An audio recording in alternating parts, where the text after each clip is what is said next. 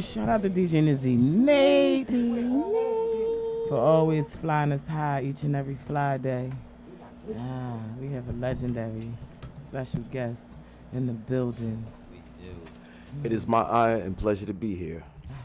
It is our pleasure to have you. Yes, it is. Thank you, thank you, thank you. For the listeners, for the ones who not watching, let them know who you are. Hakim Green, Channel Live, live and direct. BDP all day, every day. All we do is spark mad-ism. That part. I'm afraid.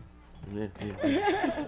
How you feeling on this beautiful fly day? It can't be any better than this. I'm in Philadelphia with Glockaware Radio, smoking some good weed, sitting down with some good people, enjoying good hip-hop. Can't be no better than this.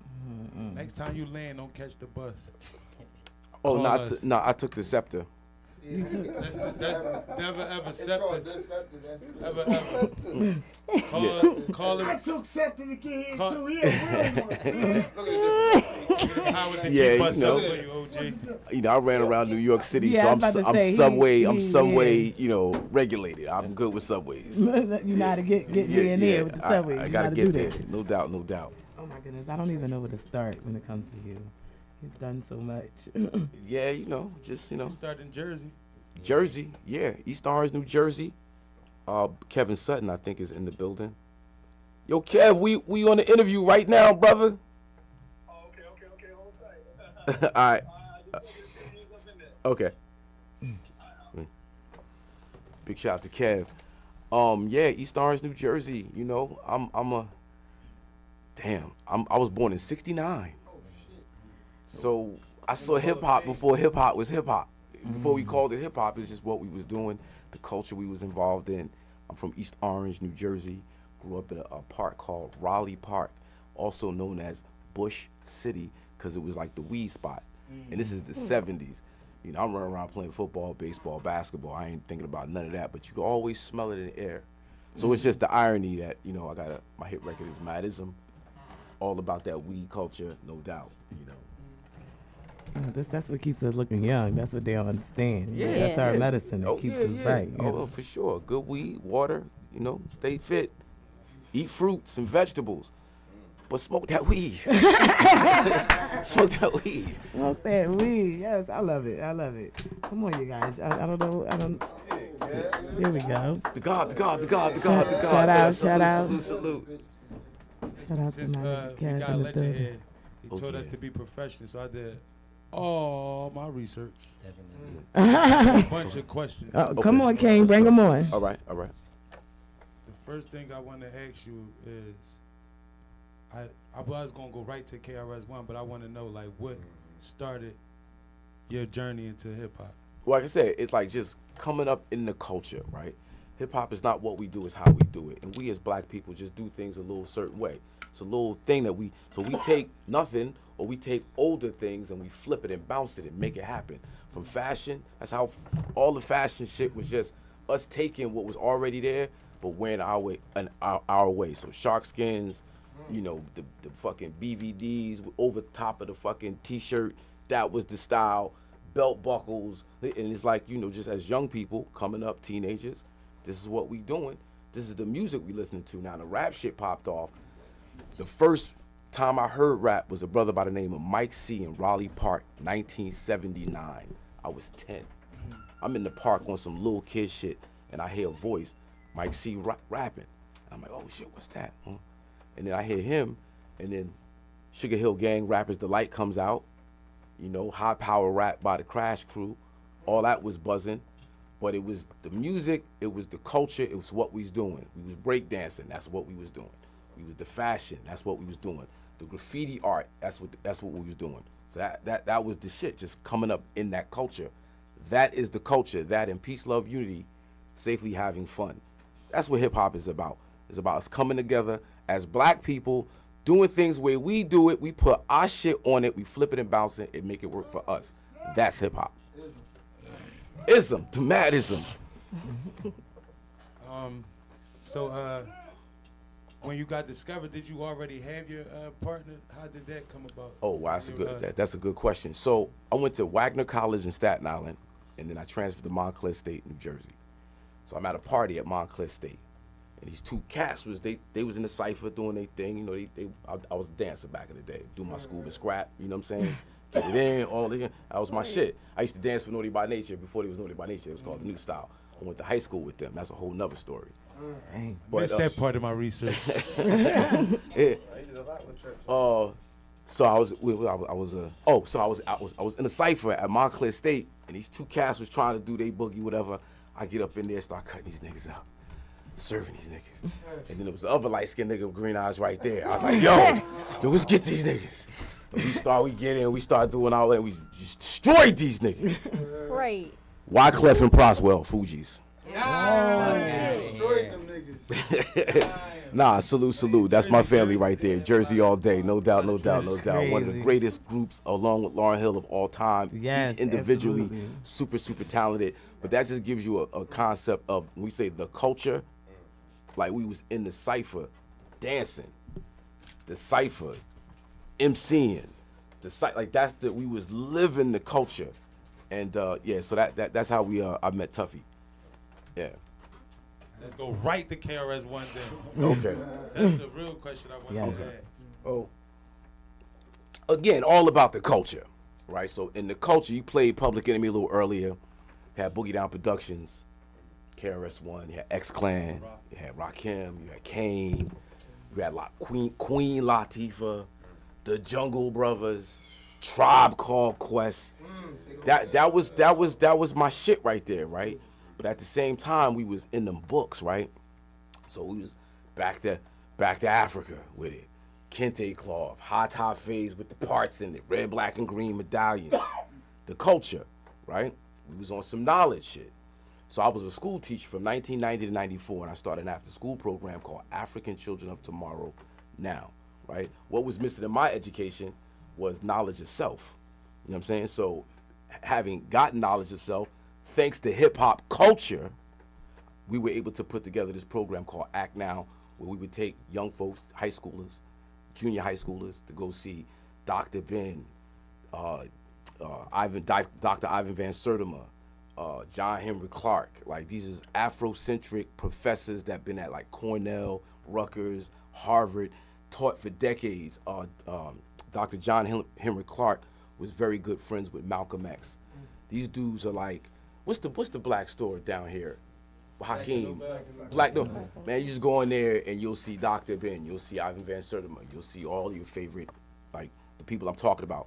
We was taking these kids to go see them live and direct. KRS-One was doing Human Education Against Lies as a lecture tour, where he would go around and talk about how education, the way they give it to us, is all backwards. Remember the song You Must Learn? All right, You Must Learn, what's the other one? Why Is That? Like, that was the culture, that was the music we was listening to. So we tuned into the literature, and it was like, well, you know what, let's put something together for the next generation so they can have more than what we had. That was Act Now. I go to these lectures, I always got something to say. KRS gets used to seeing my face. He ends up at Montclair State, where I'm a student, right, at night. He did a lecture there. Everybody on the campus is like, yo, you know your boy coming up. You know your boy coming up. I'm like, yeah, I know he's coming up. I know you're going to be at the lecture. I know you're going to be at the lecture. So I go to the lecture. I stand all the way in the back. KRS-One comes in. It's like 500 people in the building. He comes in. I'm all the way in the back. And he sees me. Yo, Hakim, I've been looking for you. The whole audience turned around. Oh, shit. He knows Hakim. She was crazy. He goes, yo, after the lecture, I want you to come backstage. I want to ask you something. So I go backstage. He asked me to open up his lecture series with Dr. Leonard Jeffries. So we did a couple dates, and I opened up his lecture talking about education. Since I was a school teacher, for real, this is how it's going. This is where we're being shorted. This is what we need to do better. This is what's missing, so forth and so on. That's how I met KRS-One. The culture, not rapping. I wasn't rapping. Well, I was rapping. I just didn't tell him because I didn't want to look too thirsty. So I just kept it to myself for a while, and then eventually hit him off with a demo tape. He gives me a call like, yo, I want to do some work with you and your partner. We go over to D&D, classic recording studio in New York. All your favorite artists is up in there, Smith & Wesson, Black Moon, Biggie, MOP, Bob Deep. Shit's hectic every single night. And we're recording our album at the same time. And that shit was fire. So what came first, the single or or Free Mumia? Madism came first, and then Free Mumia. I'm glad you asked me that because we in Philly. Free Mumia all day, every day. Big shout out to the Move movement. Pam Africa is my sister, no doubt, my big sister. Yeah. I've done time with Movie. Yes. I've seen him on the road. I was up. Wow. County with him. Wow. I got to You see need a him microphone. so Wow. yes, he's definitely a great brother to sit down and have a good conversation with. Mumia taught me a lot. Yeah. I'm blessed to be home. I've done 20 years.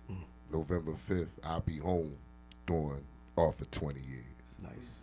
So, it's definitely a struggle, but, like you say, Free Mumia, because he's still fighting right now. That's to right. this day. That's right. That's right. So, he got one foot out the door. Uh-huh. He just need the other foot out. Yeah, He got off the row. Now we just need him home. Yeah, we need him home. So, we need him it's home. definitely a blessing, though. Yeah, man.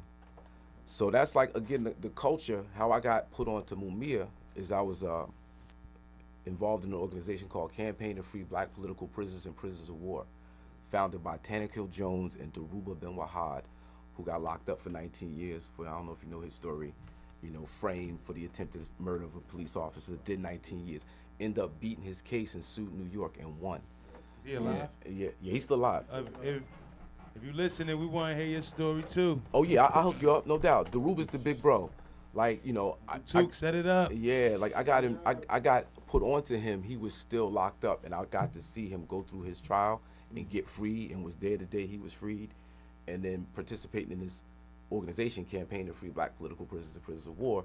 We used to send care packages to political prisoners, go visit political prisoners, like doing that type of real work for the real brothers and sisters who put it down in a real way for our people. And when to understand the power of Mumia is that, all my brothers and sisters should be free. All of them. But we see, when we say free this one, free that one, the political prisoners don't get freed, bro. Like, Daruba is like we got a few here and there, but there's like so many political prisoners, people who put in real work for the people who are still locked up, and we need to free them, So, but the culture, hip hop culture, this is what I got put on by being in the culture. Stories like Mumia, Daruba Ben Wahad, the Black Panthers, like that shit was, the culture was deep, and the music was a reflection of it. You know what I'm saying? It was the theme music behind the shit we was really doing. The shit was on some shit. That's how I met KRS-One though. That's crazy, because that's deep how you say that. It's the same as politic prison named JoJo Barnes. Right. And if anybody ever know about JoJo Barnes been in the hole for about maybe 40 years, never been out. He had staffed the guards, the warden and deputy warden down Holmesburg prison. And this is why they named CF after the jail. And at that time, when people was coming to jail, they ain't had no TVs and none of that.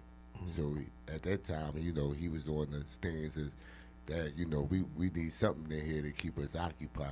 And that's how, he been in politics and revolution of prisoner since. I've been around him a lot of years at one time, and he was teaching me a lot of things, on the revolutionary things, and how, to survive and go through a lot of trials and tribulations of being in the prison system.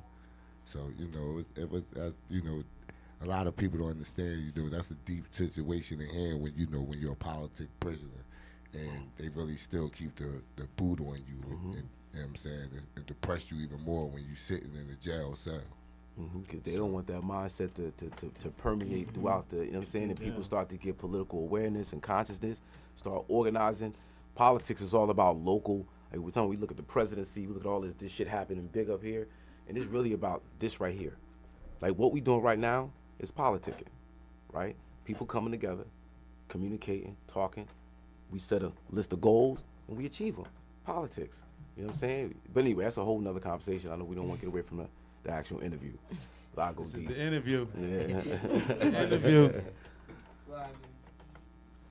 So, KRS-One not just like a fucking regular name. It's actually like one of the most legendary names in hip hop. So, can you explain to us some of the feeling that you got from being able to work with somebody of that stature? Man, that's my big bro. That's my mentor. That's the teacher. In terms of hip hop and what hip hop is as a culture, to me, he's like the embodiment of the culture. So of course he's one of the greatest MCs of all time, but he's also a graffiti artist. He got work on the Wheels of Steel. The scratches on Madism, that's him. You know, so Exclusive. Yeah. So Chris, KRS-One, he's always about expressing the culture to its fullest, not just rapping. And that's what he mean. Like he's even like the gospel of hip hop. If y'all don't know about the gospel of hip hop, it's a Bible he wrote about hip hop, looking at hip hop philosophically, spiritually, the power of hip hop and all the things that come out of it. Not just rapping, but the industries, the film industries, the fashion industries, like everything we touch, we put that little something extra special, and everybody around the world want that shit, right? All right, so the gospel of hip hop is talking about where that power comes from, the power to do that. The book is crazy. It's written just like a Bible. If you look it up, you Google it, the gospel of hip hop, KRS-One. You know what I'm saying? Y'all need to get a copy in the building. I'm telling you, you will not be disappointed by this. Starting to go for me now. It cheapens it to say book. It cheapens it to say book. It's like it's. I don't want to call it the Bible or the Quran. I'm not gonna say that, but it's got its own, like, the way it's written, the feel of that. Look it up right now. The gospel of hip hop, so you can see what shit's crazy. Big shout out to DJ Johnny Wishbone, by the way. Got a shout out to God. No, not until the baseball season over. Oh yeah. This team lost. Yeah, he's hurt right now. Gospel of hip hop, KRS-One. But he's he's the GOAT to me.